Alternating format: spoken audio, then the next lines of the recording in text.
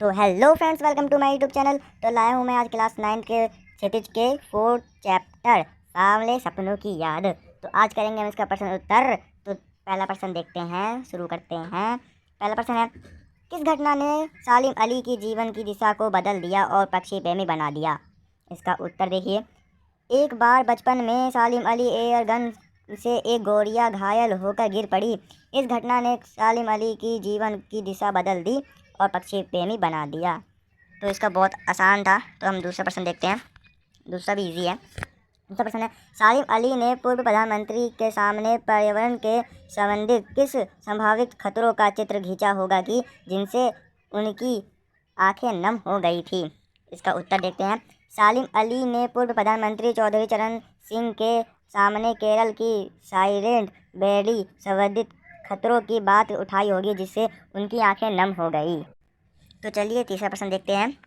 तीसरा प्रश्न है, लारेंस की पत्नी फ्रिडा ने ऐसा क्यों कहा होगा कि मेरी छत पर बैठने वाली गौरिया लारेंस के बारे में ढेर सारी बातें जानती है?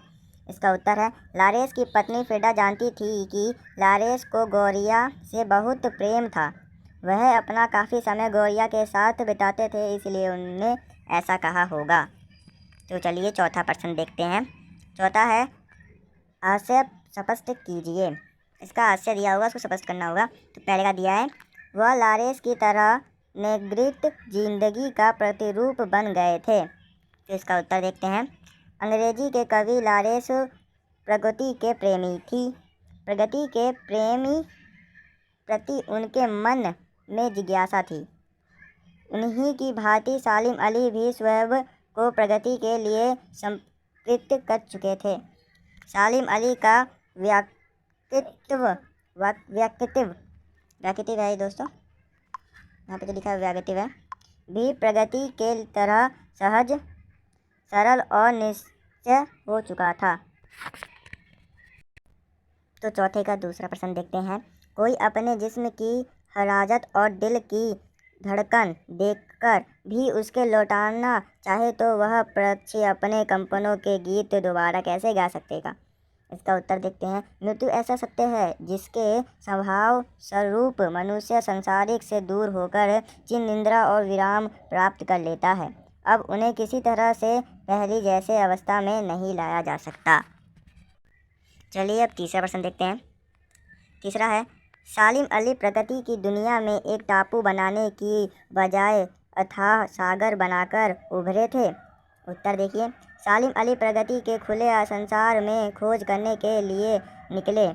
उन्होंने सव्य को किसी सीमा में कैद नहीं किया। उनकी खोज की कोई सीमा नहीं थी। उनका कार्यक्षेत्र बहुत विशाल था। अब अगला प्रश्न देखते हैं। अगला है पांचवा प्रश्न है अगला। तो पांचवा प्रश्न है, इस पाठ के आधार पर लेखक की भाषा शैली की 4 विशेषताएं बताइए। इनकी 4 विशेषताएं बतानी है। तो पहला विशेषताएं बताते हैं। लेखक ने इस पाठ में निगृत शब्दावली का प्रयोग किया है। इस पाठ में उर्दू, तवदव और संस्कृति शब्द का समीकरण है। दूसरा देखते हैं। दूसरा है, इनकी शैली चित्रात्मक और पाठ पढ़ते हुए इसकी घटनाओं का उभर कर हमारे सामने आता है।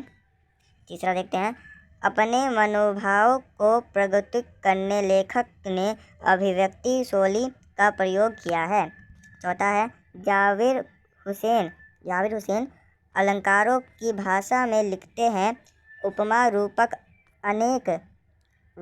रूपक उनके लिए अलंकार हैं। चलिए छठा प्रश्न देखते हैं। इस पाठ में लेखक ने सालिम अली के व्यक्तित्व का जो चित्र खींचा है उसे अपने शब्दों में लिखिए। अपने शब्दों में लिखना है। उत्तर देखिए। सालिम अन्य प्रगति प्रेमी थे। प्रगति तथा पक्षियों के प्रति उनके मन में कभी न खत्म होने वाली जिज्ञासा थी। लेखक ने शब्दों में उन जैसा वर्णवाचर शायद कोई हुआ है। तो चलिए अब सातवां प्रश्न देखते हैं। इसका आखिरी प्रश्न है। सातवां है, सांवले सपनों की याद शीर्षक की सार्थकता पर टिप्पणी कीजिए। इसका उत्तर देखिए। सांवले सपनों की याद एक रहस्यात्मक शीर्षक है। यह रचना लेखक जावेद हुसैन द्वारा अपने मित्र सालिम अली की याद में लिखा गया है। यह समस्रण। ओके फ्रेंड्स, ये चैप्टर के क्वेश्चन आंसर ख़त्म हुए। आपको मेरी और वीडियो देखनी है तो प्लीज़ सब्सक्राइब कर देना और जो घंटा आएगा उसको हिला देना, जिससे कि मैं पहले जो भी वीडियो डालूंगा तो सबसे पहले आपके पास आएगी। और कमेंट में ज़रूर बता देना कि आपको कौन सी वीडियो चाहिए। धन्यवाद। जय हिंद।